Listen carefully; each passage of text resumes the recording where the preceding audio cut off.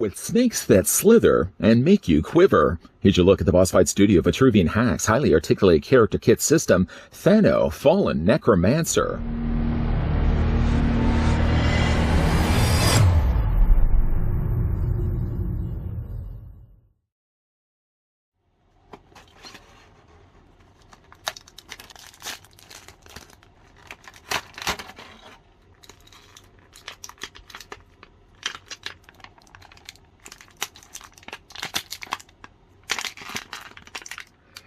The source of many of the woes that this timeline suffers. Stheno's plan to destroy the Greek pantheon backfired, tearing apart the seams and fracturing the timeline asunder. Unable to control the forces she had unleashed, Stheno was lucky enough to survive. Now substantially depowered and with her ability to turn unwilling victims to Gorgons gone, Stheno has now once again turned to the dark magics in order to achieve her goals. Believing that the Gorgon horde was flawed, Stheno has set up a new temple and forcibly merges captured humans, elves, and even orcs with various animals in an effort to breed the perfect soldier and build her army again. Yeah, as if you didn't already have a fear of snakes. Before we get a closer look at this fallen necromancer, I'd like to thank the folks over at Boss Fight Studio that did provide this sample of Stheno that we can have a look at in this video. By the way, that's S-T-H-E-N-O. I believe it's pronounced Stheno. We're going to go ahead and grab the tape measure anyways. And just to see how tall the figure stands. Stheno stands at 3 3/4 of an inch. That's 3.75 inches in height. Or she's roughly about 9 centimeters tall. I think I've done well by keeping Stheno last, as she's my favorite figure from this Vitruvian H.A.C.K.S wave that we've been looking at over the last several videos. To bring in those other characters we've already had a look at, here's what she looks like next to the Fairy Warrior. And it seems to be the case I wanted to bring Fairy Warrior in first because it looks like they are sharing the same mold. Other figures we've also had a look at. Here's Queen Solan. And here's also the Knight of Accord, which I believe was the first figure that we looked at from the Vitruvian H.A.C.K.S. The figures on this side seem to be sharing the same mold, as you can see, or may be able to see. I'm going to just move over Knight of Accord just a little bit. That they have the texturing of a clothing fabric body. Whereas the characters on this side are just supposed to have their bare skin.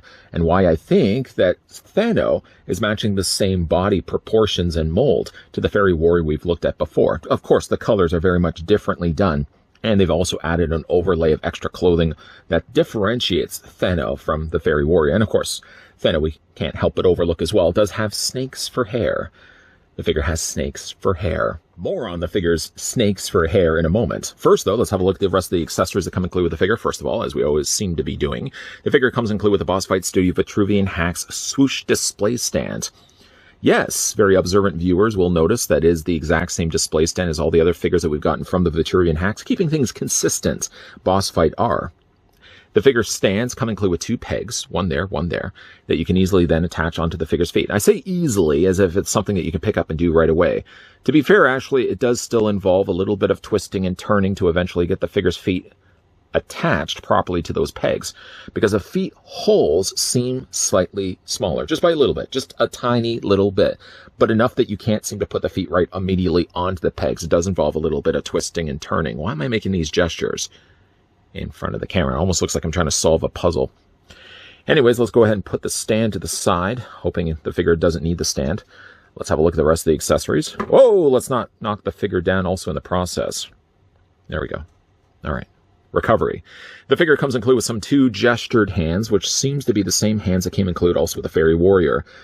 A horrible reminder of the fact I did end up losing one of the hands, and up to this point, still the whereabouts of that other hand unknown. At least I've got these spell conjuring hands, which actually quite works well for a fallen necromancer. Although, to be fair, really all the other accessories that come included with her anyways, I think are strong contenders for why you may want to still display the figure with gripping hands instead. She comes included with a dagger. I'd hate to certainly be stabbed with this dagger. I would really hate to be stabbed by a dagger anyways, but one that has a slight twist and turn to this, I think would be even more painful. The coloring is nicely done here. It's sort of an off-gold coloring. You got gold also. It looks almost as if it's wrapped around, I don't know, rags or something wrapped around the end of it. It almost looks like it's got a snake head too. I'm sure that's intentional. Really neat looking weapon. The figure also comes included with a scepter. And the scepter actually looks like, if you can see from the top, it looks like the broken half of a cobra, a king cobra. Like this would have been the head up at the top here, and probably one of the reasons why maybe she's lost some of her abilities, this cracked top to her scepter. Either one of these weapons can be wielded in her hand. Just want to bend the elbow on both the sides. And we can go ahead and take the scepter in the one hand. The plastic is pretty soft on these two, so you shouldn't have too much of a problem getting those weapons into her hand. Not that I would consider the scepter, I guess I could consider the scepter a weapon. And then we'll go ahead and put the dagger. Now the thing about, I noticed at least with hers, is the weapon seemed almost a little too big for her, especially this. It seems like the handle, I think, is a little too big for her to hold it with her hands. But still, the figure manages to hold both. Putting the figure down, though, you may definitely need to use yourself a display stand because I think she's going to be a little bit too front heavy. No, maybe not. Maybe not. The figure also comes included with a swappable head sculpt that kind of looks like a snake charmer. Wrapped around to the top here, sort of a turban here, and you've got wrapped around rags, different colors. You've got some blues, you've got some nice greens, kind of an off blue, I would say, and some purples in there as well, not quite green. And you can see some really cool looking sinister serpent eyes done here in red. I really like this head sculpt, but I feel I might still be leaning towards the defaulted head that the figure comes included with. I'm going to go ahead and pick the figure up right now, removing the scepter, removing the dagger, and putting those to the side. To show you the difference between the two. I'll pop one off and I'll replace it more in a moment. Yeah, I mean, like, it's a really neat head. I mean, man, I feel like I could seriously see myself picking up a second one of these just so I could have the figure displayed in both the perfect looking head portraits. This one does also have, as you can see, I'm going to go back to this one here. This one does have the snake. Now, the snake isn't part of the rest of her hair, even though it's really, all the rest of her hair is snakes and serpents anyways. This actually is a separate piece altogether. You can easily, well, not so easily remove it. It kind of involves you having to lift the head back and then tilt the serpent backwards to pull the snake from around her neck. You can also easily just pop the head off too and do the exact same way to remove the king cobra. Nice coloring done to this one. The greens will be shared with the rest of her hair. Some additional purple's been added to the inside of the mouth, some fangs added in white, and you can see, again, the serpent's got some nice red eyes peering at you. It doesn't have any bendability or anything like that. It's just all molded here in plastic. I like the little underbelly they've done in a lighter green. And again, you just can slide this around and get that around her neck, just sort of tilting the head slightly further forward, and then you just wrap the snake around her neck. And again, you can just easily pop the head off too. I went the harder route until I ended up deciding to change the heads. But again, you get a closer look at the head sculpt here. She matches certainly the expression that the snake comes included with her. I mean, she has some nice red coloring done to her eyes. She certainly looks a little more sinister-like. I love the sculpting of her hair. The hair involves basically a whole bunch of these snakes that have been pulled back. I can't imagine that would be all that comfortable for these snakes. But she has bound them back by adding some additional, well, this strap right here has some additional kind of creamish yellow added in there. I would imagine just how busy this hair would be. I've known a lot of people with frizzy hair, but no one has had frizzy snake hair. That would be a disaster to try to upkeep. To change out the head, though, we're going to actually, you know what, I'll just hold on to the snake, I'll hold on to the torso, and we'll just kind of pop the head off the ball joint. There we go. And again, you can remove this if you want to as well. Maybe we'll take it off for the time being. And then we'll just pop the new head in, just to show you the difference between the two. It misses something without the snake, doesn't it? Okay, we'll put the snake back in. Now again, this is where we started. This is where we've left off. Do let me know down below in the comments section, which head sculpt do you prefer between the two? Yeah, I think I'm kind of leaning more to this one myself. As for the rest of the body, at least the colors stay consistent when we keep this head sculpt in place. You've got, again, like those more caramel brownish yellows added here for the top of her top. She's got a little rag skirt here. It is a loose piece. In fact, actually, the top is loose, and it's also the bottom as well. These are overlaid pieces added over top of the existing body. It's a way for them to get more mileage out of the mold, and I'm all for the idea of them getting more mileage out of their mold. Strangely enough, they didn't actually paint it, not the need to show you guys this, but they didn't actually paint all the way down. So I can't tell if that's the way she's rocking this outfit. If she is, that's awfully some low riders right there. But again, you got the skirt to cover over top of it. That's probably one of the reasons maybe why they didn't paint the whole thing. You just get the more suggested color added on the bottom, but that's kind of a little bit strange just to lift the skirt and see that it's not painted underneath. And again, you got the screw hole added in there as well.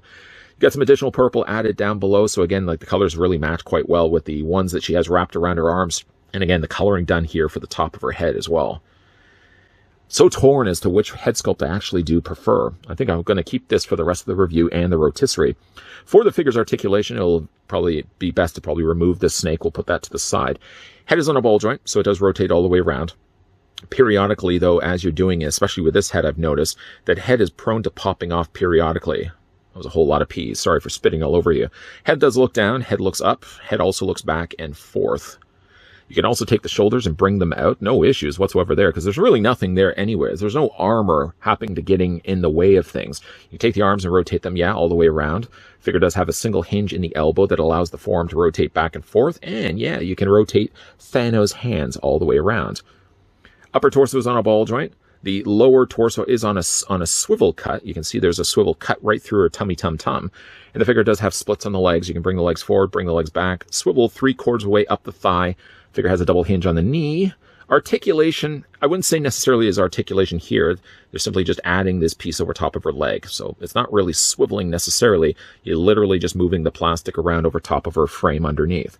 And again, she's got the foot articulation that goes this way. And she does also have the ankle articulation that goes this way as well. Yeah, my favorite figure, easily my favorite figure from this. The hardest thing, again, is looking at figures like this, and it seems to have been the case as well when we looked at all of the Vitruvian hacks, is just to decide for myself, at least whenever the video was going on, which look I preferred to have the figures. In some of the cases, I actually was defaulting to the original looks, at least when it came to the case of like the Knight of Cord, but like cases of Queen Solan, I actually kind of like the idea of displaying her more as a soldier. The fairy, currently for right now, I've got the unhelmeted look. But I think when it comes to still Stheno, I might go back to the idea of defaulting her to the way she originally looks. Like, I like the look of this. And the colors keep pretty consistent with the rest of her costuming. But you can't really beat anyone that really has snakes for hair. Do you know anybody that has snakes for hair? Those snakes got to be pretty uncomfortable being so bound like this. But I got to say, like, I think I like this head sculpt if I had to choose. If I had to choose, I would go with that one. But either way, a really, really neat looking figure from the folks over at Boss Fight Studio. Like the look of this one quite a lot. What I do find funny, though, is now having looked at Stheno and looking at the back of the packaging, I ended up doing the orders of the review exactly the same way as they're ordered on the back of the packaging. Knight of Accord, Queen Solan, Fairy Warrior, and Stheno. I'd like to think that that was accidental. Maybe it was planned, the way I had just pulled them out of the box that was shipped to me by Boss Fight Studio. I just happened to pull out Knight of Accord first. The armor on Accord caught my attention first, but just through more just coincidence than anything else, we ended up looking at Stheno last. And Stheno ended up being my favorite figure of the four that we've looked at. In all of the cases, the Vitruvian hack figures have come included with swappable accessories, two different ways of displaying the figure, or multiple ways of really displaying the figure. And in all the cases that they've come included with an alternate head sculpt.